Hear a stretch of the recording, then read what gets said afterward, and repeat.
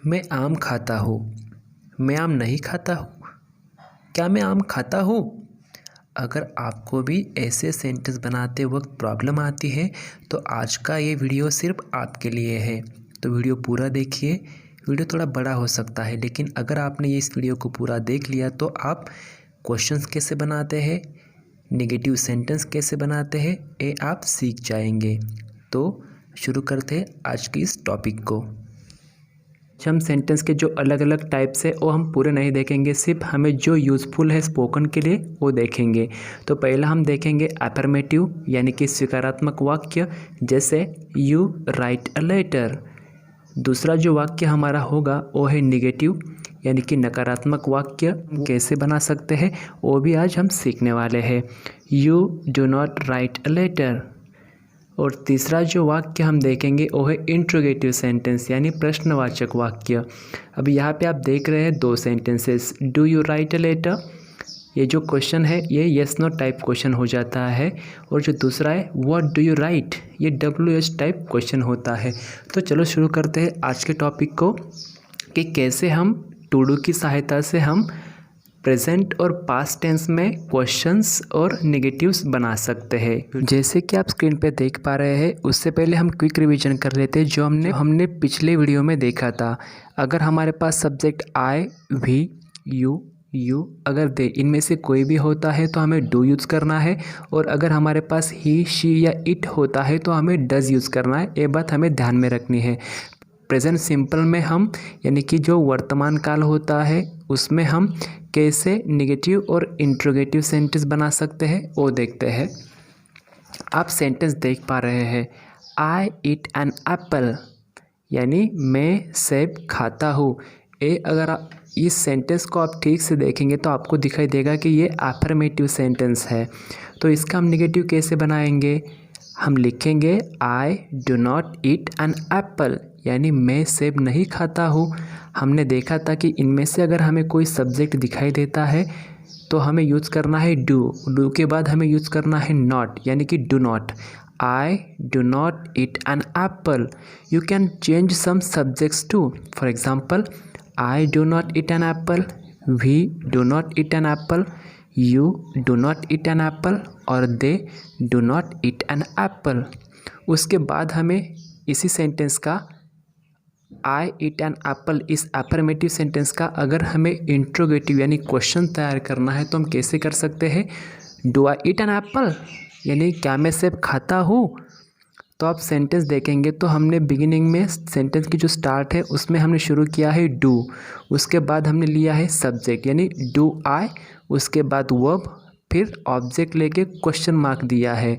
तो यहाँ पे हमें एक बात ध्यान रखनी है कि जब हम क्वेश्चन बनाएंगे तब हमें शुरू करेंगे डू से और लास्ट में लिखेंगे क्वेश्चन मार्क यानी do I eat an apple, do we eat an apple, do you eat an apple, do they eat an Apple.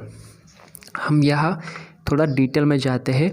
अगर अफर्मेटिव सेंटेंस हमने देखा आई वॉश एन एप्पल, यहाँ पे हमने अलग अलग वर्ब्स लिखे हैं। इस वर्ब की सहायता से भी आप सेंटेंस बना सकते हैं, जैसे I eat an apple, I wash an apple, I cut an apple. इनमें से कोई भी वर्ब आप चूज़ कर सकते हैं। जैसे आई वॉश एन एप्पल एक अफर्मेटिव सेंटेंस है यानी कि स्वीकारात्मक वाक्य है।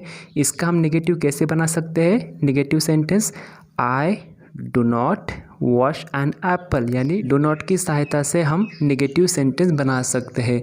अगर आप चाहते तो डोंट का भी इस्तेमाल कर सकते हैं स्पोकन इंग्लिश में। उसके बाद हमें अगर इंट्रोगेटिव सेंटेंस बनाना है आई वॉश एन एप्पल का तो बना सकते हैं do I wash an apple and last will be the question mark यानी आखिरी में आपको क्वेश्चन मार्क रखना है। ये हम यहाँ पे सीख सकते हैं। उसके बाद हम देखेंगे कि डज की सहायता से हम नेगेटिव सेंटेंस और इंट्रोगेटिव सेंटेंस कैसे बना सकते हैं। जैसे कि आप सेंटेंस देख पा रहे हैं, ही इट्स एन एप्पल यानी वो सेब खाता है। यहाँ पे हमें एक बात ध्यान में रखना है कि सिंपल प्रेजेंट टेंस यानी प्रेजेंट इनडेफिनेट में हम जो वर्ब होता है उसे यस या ईएस यह प्रत्यय लगा देते हैं। यहाँ पे हमने यस लगाया है इट को, जैसे कि ही इट्स एन एप्पल, ये हमारा एक अफर्मेटिव यानी स्वीकारात्मक वाक्य बन गया। हम इस सेंटेंस को नेगेटिव कैसे बना सकते हैं? He does not eat an Apple, क्योंकि हमने देखा था अगर हमारा सब्जेक्ट ही, शी और इट इनमें से कोई होता है तो हमें यूज़ करना है does not. He does not eat an Apple. अगर हमें इसका इंट्रोगेटिव यानी क्वेश्चन करना है तो कैसे लिखेंगे हम? Does he eat an apple और last will be question mark, यानी सेंटेंस की जो शुरुआत है वो हम डज से करेंगे क्योंकि हमारा सब्जेक्ट ही है। पर यहाँ पे हमें एक बात ध्यान में रखना है, नेगेटिव बनाते वक्त और इंट्रोगेटिव बनाते वक्त की जो मेन वर्ब को हमने यहाँ पे यस लगाया था उसको रिमूव कर देना है, क्योंकि हमने डज को पहले ही ईएस लगा दिया है। यहाँ पे यह बात ध्यान में रखनी है। और लास्ट में हम जो इंट्रोगेटिव बनाते हैं does he eat an Apple, तो क्वेश्चन मार्क भूलना नहीं है आपको।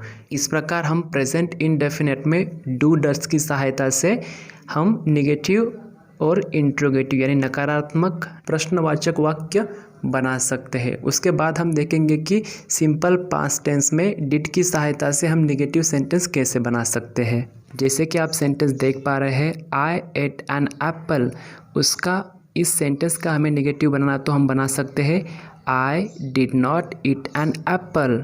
डिड नॉट यहाँ पे हमें ध्यान में रखना है। हमने कल देखा था I, we, you, they, he, she, it, इनमें से अगर कोई भी आपको सब्जेक्ट दिखाई देता है तो आपको सिर्फ डिड की सहायता लेनी है पास्ट टेंस में। तो यहाँ पे सब्जेक्ट आई था इसलिए हमने नेगेटिव बनाते वक्त हमने डिड नॉट लिख दिया। जैसे आई did not eat an Apple, ये हमारा हो गया नेगेटिव सेंटेंस। उसके बाद अगर हमें इसका इंट्रोगेटिव करना है तो हमने किया did I eat an Apple. Sentence की जो शुरुआत थी वो हमने की थी डिड से और हमने एंड किया था क्वेश्चन मार्क से।